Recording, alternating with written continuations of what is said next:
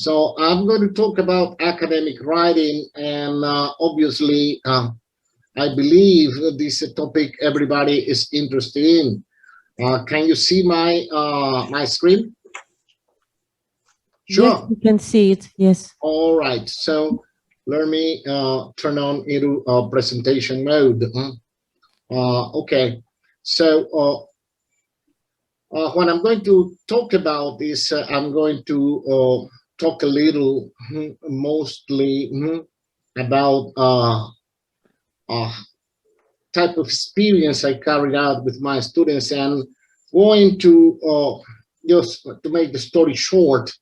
All of us know that in the past we've had a couple of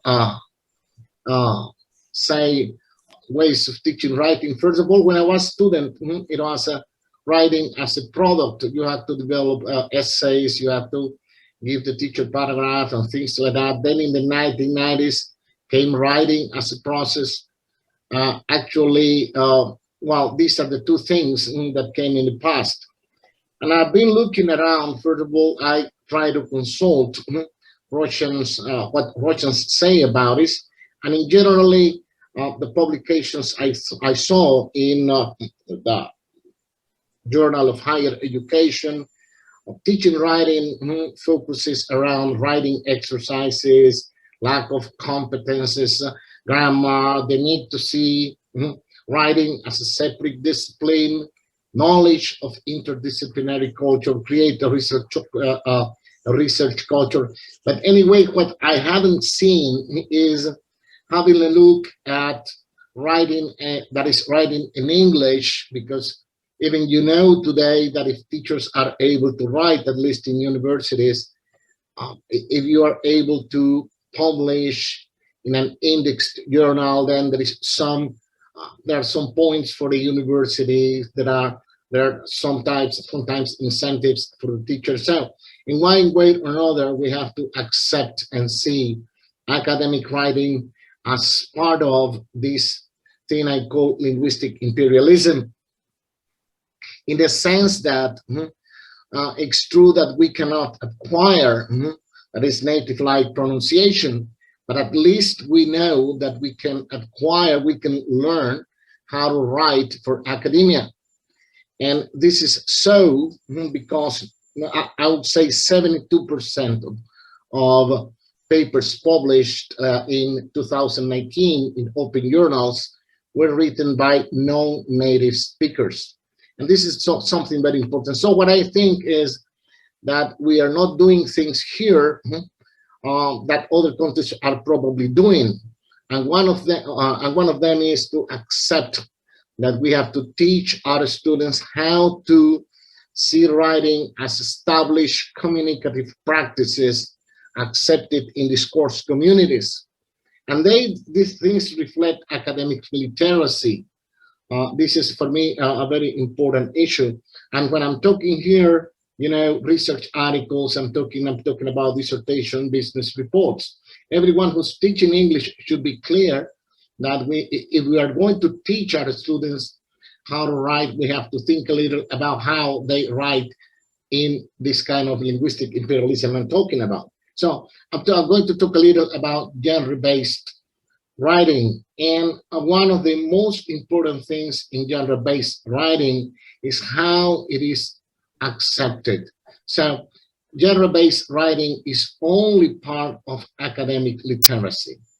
And this points me back, that is academic literacy in a discourse community.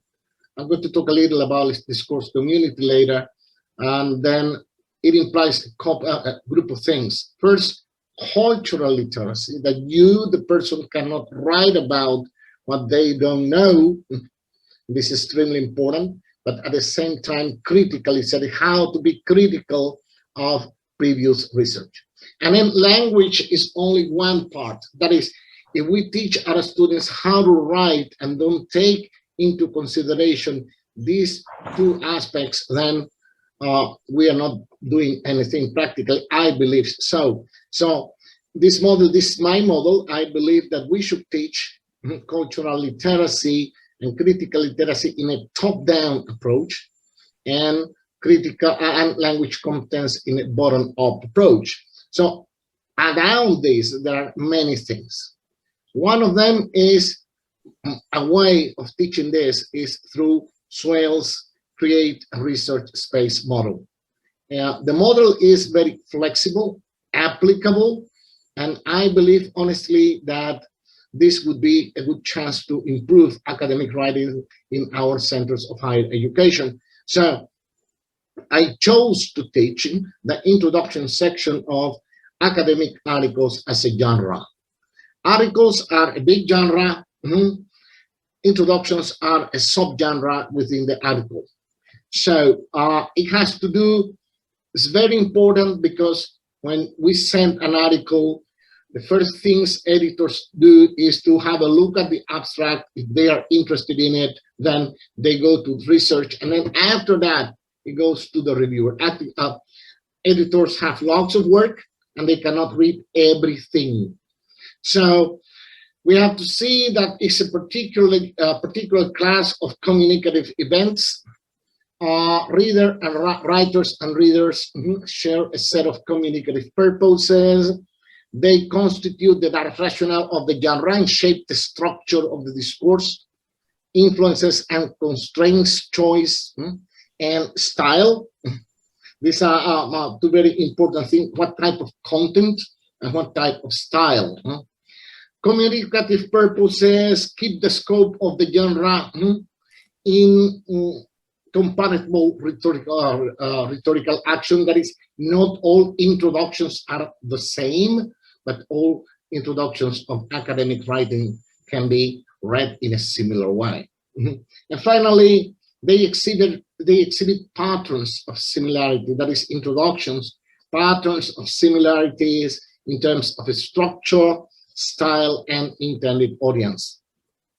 So based on this is the model. That is what happens when we write an academic article. We first of all establish our territory as writers. We either claim centrality, we make topic generalization or we review items of previous research. Once we've done this, we establish a niche. That is, we counterclaim. That is, somebody says this person says that, but I say this. Or we indicate, and probably sometimes we can also indicate a gap. This is what I've done today. Or we raise questions, or we continue tradition. That is, we write about what others have written, but we always have to give something new. And once we've done that, then we outline the purposes, and then we announce research, we announce findings, we indicate structure. These are very important things, and I'm going to show you a few things. Look how this works. And then this is something written by non-native speakers. And then you have here move once. There are phrases which are essential. Observe here. The author have cited 5 bibliographies. So this is not saying this because he says that. He shows he knows what he's talking about and that he has checked research. And then he goes on, and then nicely they establish a territory.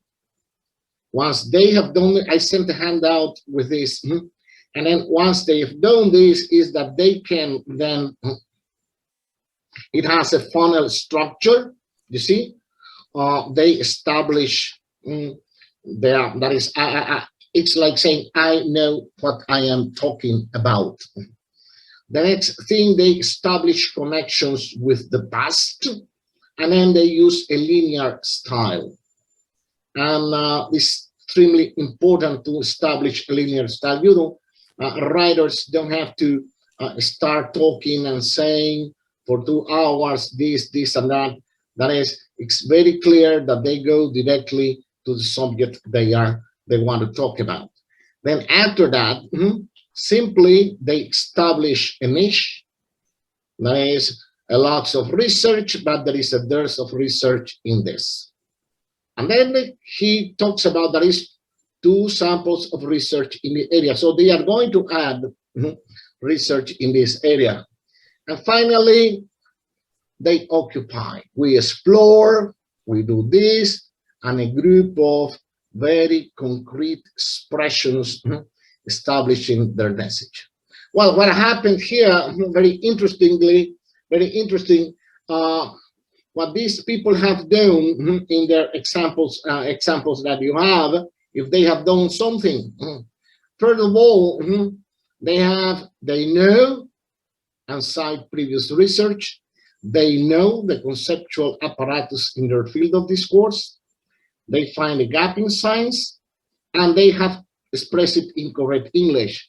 That is, they have shown that they possess this. And if the writer knows, shows that he possesses this, then he can be accepted within the discourse community. This is extremely important, that is, to be accepted and to show that you know about something. If we are, and I usually tell my students, compare me, and then I find a writer and I show them. And so this is something that we have to teach our students what to do. So based on this thing, so I carried a study with a group of students. They finished this year their master's degree in areas of applied linguistics. And so this is a group, different backgrounds. I have students from language, teachers, but even students from the area of biochemistry. I included academic writing in my course, around 2 hours of the practical course, that is listening, speaking, reading, with 2 hours of academic writing. I use this section, and I also use the learning community in Scholar. Scholar is a platform from the University of Illinois, where I was given the opportunity to work full-time whenever I wanted. I was given access to it. We had the owners here, and then, of course, they gave us that help. And then I deferred writing for the first 8 weeks, seeing a way to see how the students could, in some way or another, digest what I was trying to teach them. And I offered them kind of a token, that is the possibility to write the full paper with help. I'm talking master's degree students who have to publish, that is for the dissertation. So I used 3 books, Academic Writing for Graduates, Swales'Create, is available on the web. I had to buy this one, the commentary, and I used Grammar Choices for Graduates and Professional Writers from Nigel Kaplan. That is, these 2 to work the top down, and this one to work the bottom up. What I found, I'm going to show you, they are in the materials I gave you, a couple of examples of what my students did. So I want you to look at this. This is one of the first students, the first student I'm going to show you. If you read carefully, then you'll see that this student, as I say, actually I have highlighted some areas here.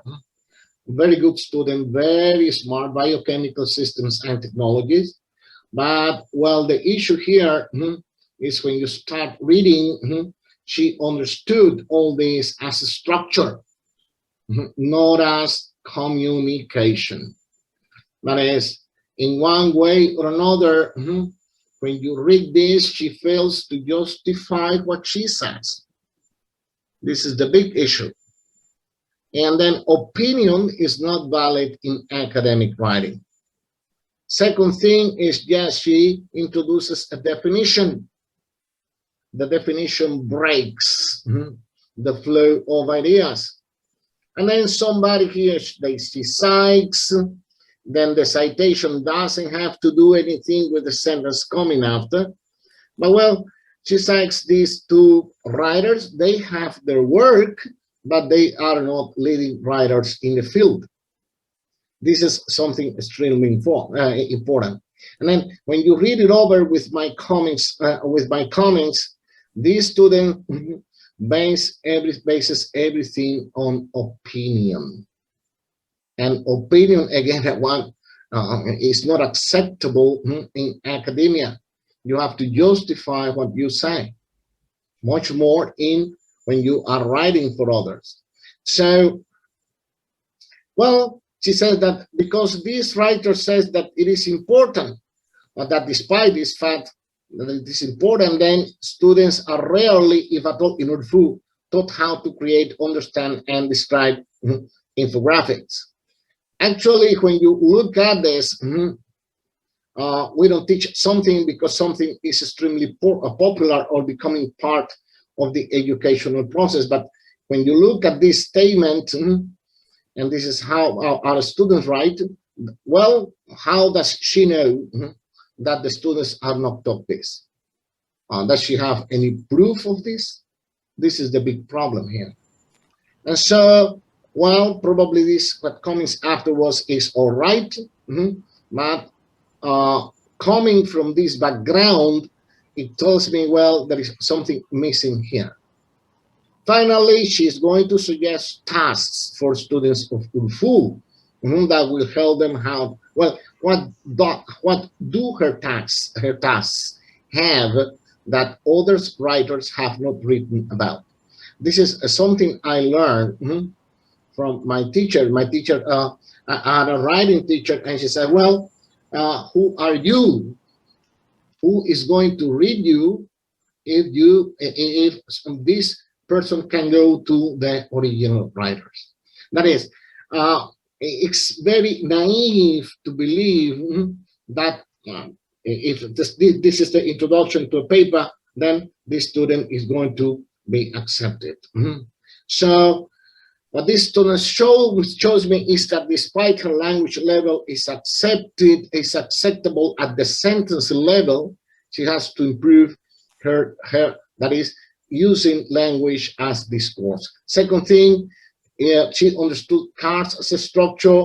Nobody will accept her paper for peer, send her paper to peer review. Second example has to do, this student, she has a BA in language teaching. All this, we might believe this is true. And it is that, but well, where does she get her ideas from? Secondly, in a second paragraph, she gives me a group of, let's say, definitions from 3 different fields, and then the result of these words approach the requirements of the Russian standard. There are problems of connections of ideas. That is, writing is a process in which what you do is you write yourself, that is, you put thought into language for others to read. Now, and then she talks about Habermas, the definition of Habermas, which is a definition of multiculturalism, and this is highly questionable in terms of ideology. So when you read this, the student, it seems she's doing like this, very digressive. It's not linear. The idea she gave me is that, well, actually what happens here is that she's trying to convince me that she knows what she's talking about. In the same way, I was not convinced. When you read it against what you see in published papers today. Now, actually, then when she occupies, that is, this is move 1 directly, and then she goes to move 3, no move 2. This is very important, because why should I read your paper? So what I find in you is it a gap in science? Is it that you are going to question somebody's research? So writing implies all this. And this is something we have to understand, and we have to teach our students. This is something they don't understand. Actually, why? Well, you have to question somebody, or you have to ask something, or you have to do something nobody is doing, or improve what somebody is doing. This is how it works. This is how it works in all journals. People who are used to reading journals have those expectations. That is, I'm not going to read you because, well, what are you giving me in your paper? So actually, this student, her work would not, that is, would not be accepted. She has problems in critical literacy. Her language problems are not enormous, though we could say that she could have improved her work had she proofread and revised what she had written. So actually then, in sum, when these students have shown you, they have language is acceptable. Yes, it can be improved. Editors would send you back your work and say, well, try to improve your area of language, but content would be okay. This is a very important issue. And so this is something we have to think about. That is, the intention is not that, well, I write and I am trying to convince you that I know. No, the first person who has to be convinced is the writer, showing that he knows what people have done before, and finding with that research something new I'm going to offer the reader. So this is, that is then something very interesting. I usually have edited papers either for our conferences here or colleagues that have asked me, and then it came to my mind and I went back to some of this work, and it seems that while her jump from move 1 to 3 seems to be the way academic writing in Russian operates. So probably this is an area of research. And the second thing I saw is that in the area of paragraph structures, probably a comparison between paragraphs in Russian and English would have deserves some type of research.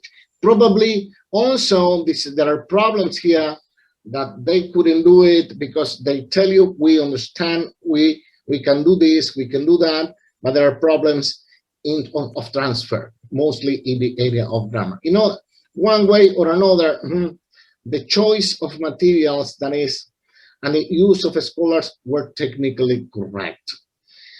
The textbook, that is this textbook I use, has to be supplemented as any textbook with more examples.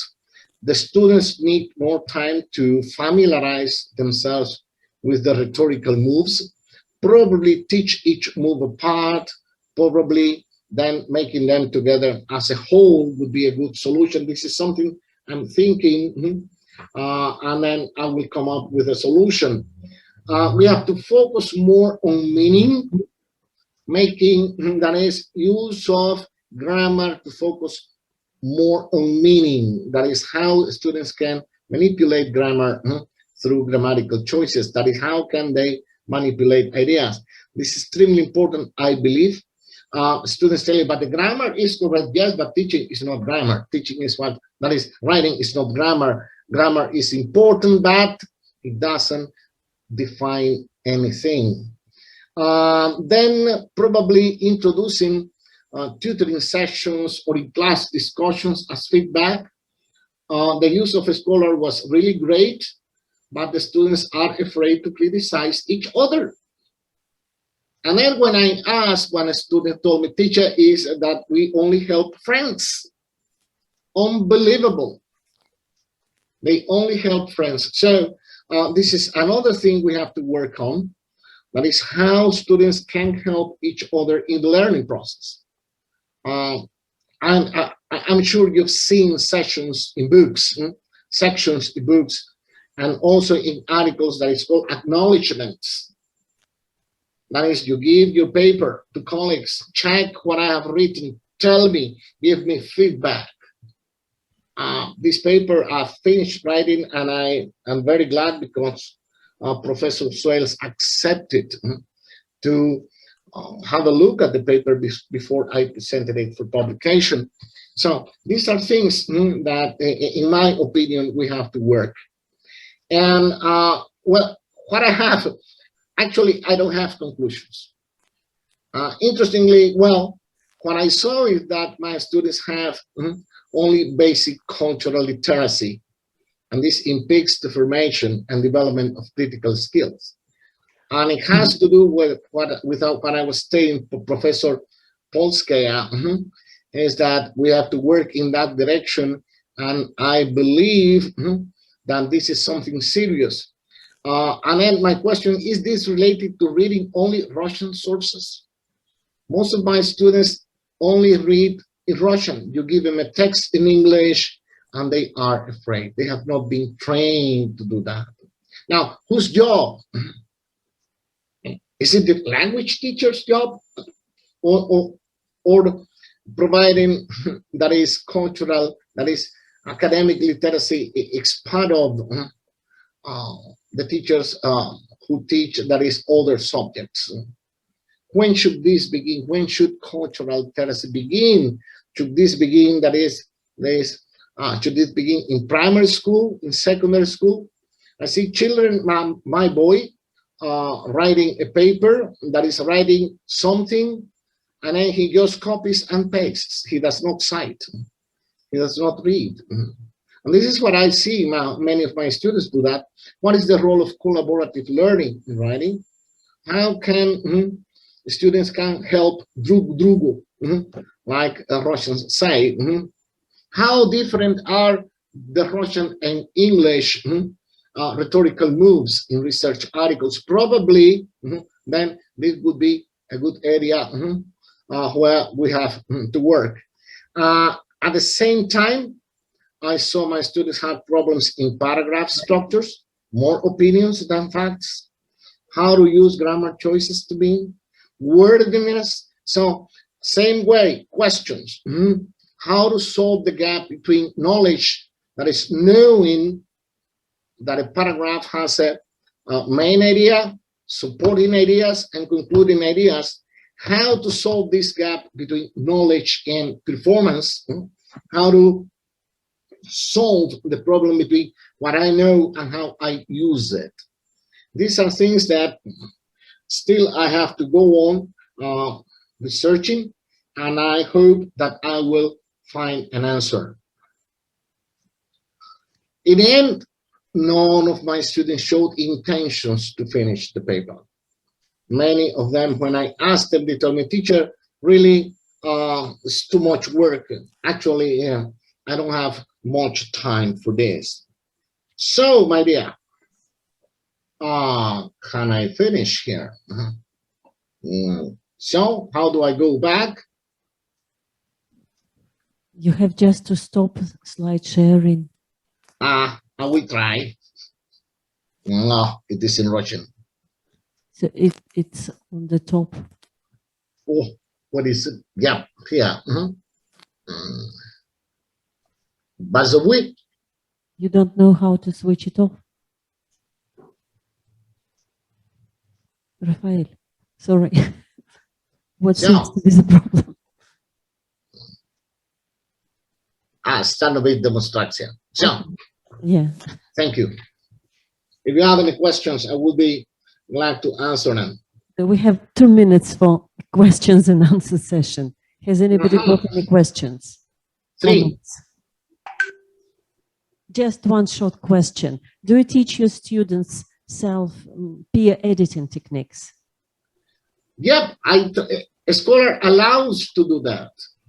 The students post what they have written, and then their peers, like a scholar works as Facebook, but in kind of peer learning, and instead of friends, they are peers. Everybody is a peer, including me. And that's what I was saying. They didn't help each other. They only helped friends. But when they helped, they tried to help. They were actually, that is their comments. I'm afraid, but I think you have made a mistake here. I wouldn't say this. I would say it in this way. There is not the actual exchange that implies that is constructive criticism in bringing a task to a good end. I fully agree with you. So sometimes it looks like a waste of time, just Sometimes, yes. practicing some phrases of expressing agreement or disagreement, but no constructive feedback. All right. So thank you, Rafael. Thank you. Thank you. And